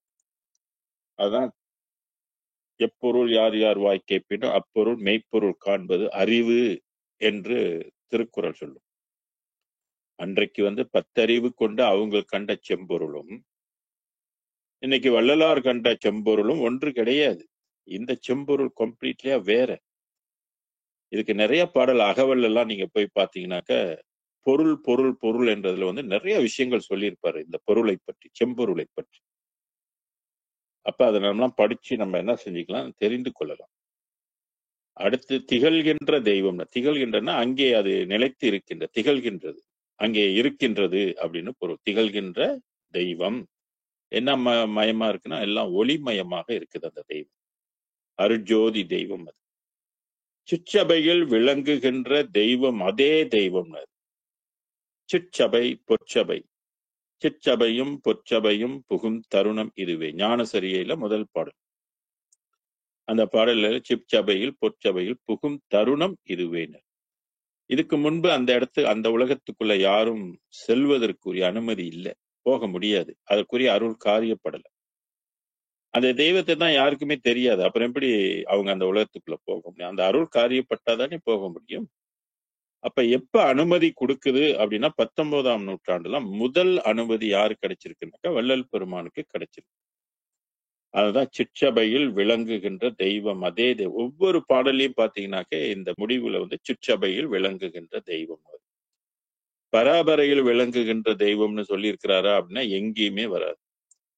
6ஆம் திருமறைக்குள்ள நீங்க போயிட்டீங்கன்னாக்க எங்கேயுமே இந்த பராபரை என்ற சொல்லை அவர் வந்து அங்க உள்ள தெய்வம்னு இதை சொல்வதற்கு சான்ஸும் இல்லை, சொல்லவும் இல்லை. அந்த பராபரை அறிவுக்கு எட்டாது, பராபரையும் கடந்திருக்குன்றது தான் சொல்லுவாரே ஒழிய இது பராபரைக்குரிய தெய்வம்னு சொல்ல மாட்டார். அதான் சிற்றபையில் விளங்குங்க. இந்த சிற்றபை என்பதும் வெளிதான், பொற்சபைன்னு சொல்வதும் வெளிதான், வெளிக்குள் வெளியாக இருக்கின்றது. ஆக அங்கே விளங்குகின்ற தெய்வம் அதே தெய்வம், அதுதான் தெய்வம்னு சொன்னார். இந்த அதே ஒவ்வொரு பாடலும் பாத்தீங்கன்னா அதே அதே அதேன்னு வரும். அதுதான் தெய்வம், அதுதான் தெய்வம் என்று இந்த ஜோதி பாட்டல்ல நமக்கு பெருமா நீ கண்ட தெய்வத்தெல்லாம் தெய்வம்னு நினைச்சிடாத, உண்மையான தெய்வம் இதுதான் இதுதான் இதுதான் அப்படின்னு இந்த பாடல் முழுவதும் பாத்தீங்கன்னா அதே தெய்வம் அதே தெய்வம் அதே.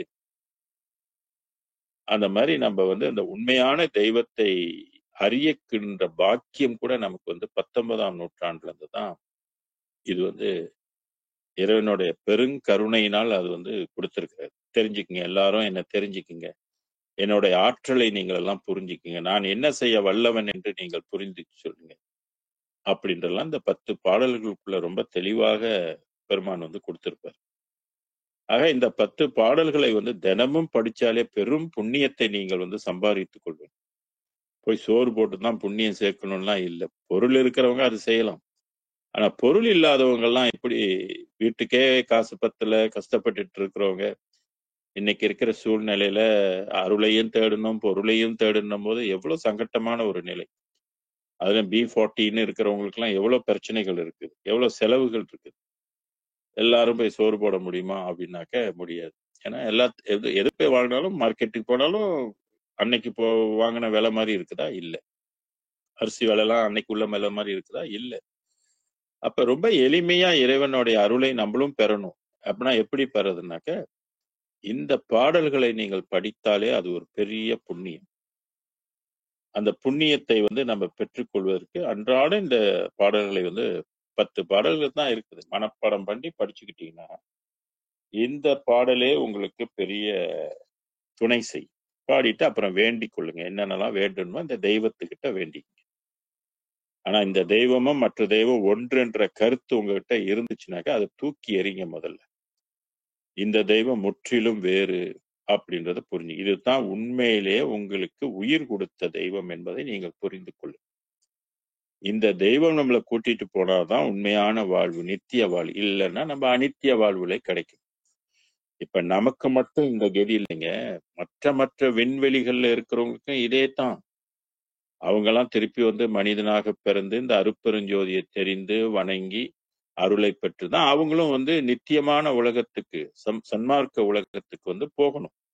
காலம் அப்படி வகுக்கப்பட்டிருக்குது என்பதை நாம் புரிந்து கொள்ளும். அதனால்தான் பெருமான் பாடினாரு, பாரிடம் வானிடம் மற்றும் இடம் பற்றிய சித்தர்கள் முத்தர்கள் முற்றும் சேரிடமாம் இது பாரி திருச்சிற்றம்பல திருநட ஜோதி அப்படின்னு சொன்னார். மிகப்பெரிய டெஸ்டினேஷனை வந்து அப்படியே சிம்பிளா ஒரு 4 வரியில சின்ன பிள்ளைங்களை படிச்சா கூட படிக்கக்கூடிய அளவுக்கும் புரிந்து கொள்ளக்கூடிய அளவுக்கும் இந்த பாடலை வந்து பெருமான் நமக்கு வைத்துக்கூட. 6ஆம் திருமுறையில பாடல்கள்லாம் மிக மிக எளிமையான பாடல், ரொம்ப அர்த்தம் மிக்கவை, ரொம்ப பொருள் பொருந்திய, ரொம்ப உயர்ந்த பாடல்கள், உயர்ந்த பலனை தரக்கூடியது. அதுதான் தெருட்பாடல் உவந்தனையும் சிவமாக்கும் தெய்வம்னு சொன்னார். தெருட்பாடல் என்பது தெளிந்த, வள்ளலாருடைய உள்ளம் ரொம்ப தெளிவு பெற்ற உள்ளம் அது. ஆக அந்த உள்ளத்திலிருந்து உதித்ததுதான் இந்த 6ஆம் திருமுறை. இந்த 6ஆம் திருமுறைக்குள்ள அடங்கி இருக்கிறது தான் அகவல், 1596 பாடல்கள். ஆக இந்த பாடல்களை படிப்பது புண்ணியத்தை நாம் பெற்றுக்கொள்வதற்கு மிகச்சிறந்தது. அது மட்டும் இல்ல, இந்த அருட்பெரும் ஜோதியை நினைத்தாலே அது வந்து புண்ணியம். எண்ணிய எனதொள் எண்ணமே இசைந்த பேரின்பமே பண்ணிய தவமே தவத்தினால் வரும் பலனேன்னு சொல்வார். 405வது பாடல்ல இருக்கும். எண்ணிய எனதுள் எண்ணமே. அப்ப எண்ணுவது, நினைப்பது, அதுக்குதானே கடவுள் மனதை கொடுத்திருக்கிறான். மனதுல தானே எண்ண முடியும், வேற எங்க இருந்து எண்ண முடியும்? அப்ப மனதில் வந்து எப்பொழுதுமே அருட்பெருஞ்சோதி வந்து நினைங்க. அதுதான் நினைந்து நினைந்து. ஞானசரியில முதல் பாடல் நினைந்து நினைந்து. இஸ்லாம் மதத்திலும் இதைத்தான் சொல்லியிருக்காங்க, கடவுளை நினை அப்படின்னு சொல்லியிருக்காங்க. போட்டுக்கிட்டு ஏகப்பட்ட பூஜைகள் செஞ்சுட்டு பெரிய செலவு பூஜைகள் பண்ணிக்கிட்டு எல்லாம் தேவையே இல்லைங்க. கடவுள் என்ன அவங்க கிட்ட இருந்து எதிர்பார்க்கிறான்? நான் உயிர் கொடுத்துருக்கேன், உலகத்தை படைச்சிருக்கிறேன், உனக்கு கண்ணு கொடுத்துருக்கேன், மூளை கொடுத்துருக்கேன், பேசுறதுக்கு வாய் கொடுத்துருக்கிறேன், நீ நினைக்கிறதுக்கு மனசை கொடுத்துருக்கிறேன், என்ன கொஞ்சம் நீ நினைக்க கூடாதான்னு கேட்கறான். அவன் கேட்கறது சரிதானே, என்ன நினைச்சா உனக்கு தான் நீ லாபம். அதனால நினைக்க கத்துக்கொள்ளுங்கள். வேற ஒன்றும் கடவுளுக்கு பெருசா எல்லாம் ஒன்றும் பெரிய மாலை வாங்கி போடுன்னு அவன் கேட்கறானா? அதெல்லாம் ஒன்றும், உன் வாழ்த்தெல்லாம் அவனுக்கு போய் என்ன செய்ய போடுது? வாயார வாழ்த்துன்னு சொல்றாரு. வாயார வாழ்த்துகின்றோர் மனத்தமர்ந்த தெய்வம்னு சொல்றாரு. இப்ப வாயார நம்ம வாழ்த்துவோம், இறைவனை வாழ்த்துங்கள். அதுக்கு தானே வாய் கொடுத்துருக்கான். சாப்பிட்றதுக்கு மட்டுமா வாய் கொடுத்துருக்கான்? பேசுறதுக்கு மட்டுமா வாய் கொடுத்துருக்கான்? இறைவனை நம்ம வந்து அவனுடைய நாமத்தை சொல்வதற்கு அவன் நமக்கு வாய் கொடுத்துருக்கான்னு நமக்கு தெரிஞ்சு. அதான் வாயார பாடுகின்றோர் மனத்தமர்ந்த. அப்ப பாடணும், இறைவனை வந்து பாடணும். ஸோ இப்படி பாடி பாடி நம்மளுடைய சன்மார்க்க அன்பர்கள் மட்டுமல்ல, இந்த உலகத்தில் பிறந்த மனிதகுலம் யாவரும் அந்த உயிர் கொடுத்த இறைவனை அறிந்து தெரிந்து புரிந்து அவனுடைய அருளை பெற்று இந்த படுமோசமான இந்த உலக வாழ்க்கையிலிருந்து விடுபற்றணும். துன்பமான ஒரு வாழ்க்கை, துயரமான ஒரு வாழ்க்கை, மாயையான ஒரு வாழ்க்கை, வினைகளுக்குட்பட்ட ஒரு வாழ்க்கை, இதுல இருந்து விடுபட்டு மரணமில்லாத பெருவாழ், அது துன்பமே இல்லாத வாழ்வு, பெரும் சுகமான ஒரு வாழ்வு பெற வேண்டும் என்று சொல்லி எல்லாரும் இதை பெற வேண்டும் என்று அருட்பெருஞ்சோதி ஆண்டவரை வேண்டி இந்த கருத்தை வள்ளல் பெருமான் நமக்கு கொடுப்பதற்கு அவர் திருவடியும் வணங்கி எல்லோரும் இன்புற்று வாழ வேண்டும் என்று இறைவனிடத்தில் வேண்டி விடைபெறுகின்றேன். நன்றி, வணக்கம், வாழ்க. அடுத்த வாரம் தொடருவோம். அருட்பெரும் ஜோதி அருட்பெரும் ஜோதி தனிப்பெரும் கருணை அருட்பெரும் ஜோதி கொல்லா நெறியே உலகமெல்லாம் ஓங்குக, எல்லா உயிர்களும் இன்புற்று வாழ்க, வள்ளல் மலரடி வாழ்க வாழ்க, வள்ளல் மலரடி வாழ்க வாழ்க. சர்க்குருநாதா சர்க்குருநாதா, சன்மார்க்க சங்கம் தலைக்க அருள்தாதா, திருவருட்பிரகாச வள்ளலார் தெய்வ திருவடிகளே சரணம். அருட்பெரும் ஜோதி அருட்பெரும் ஜோதி தனிப்பெரும் கருணை அருட்பெரும் ஜோதி, குருவே சரணம் குருவே துணை, அருளே சரணம் அருளே துணை. நன்றி, வணக்கம், வாழ்க. நன்றிங்கய்யா.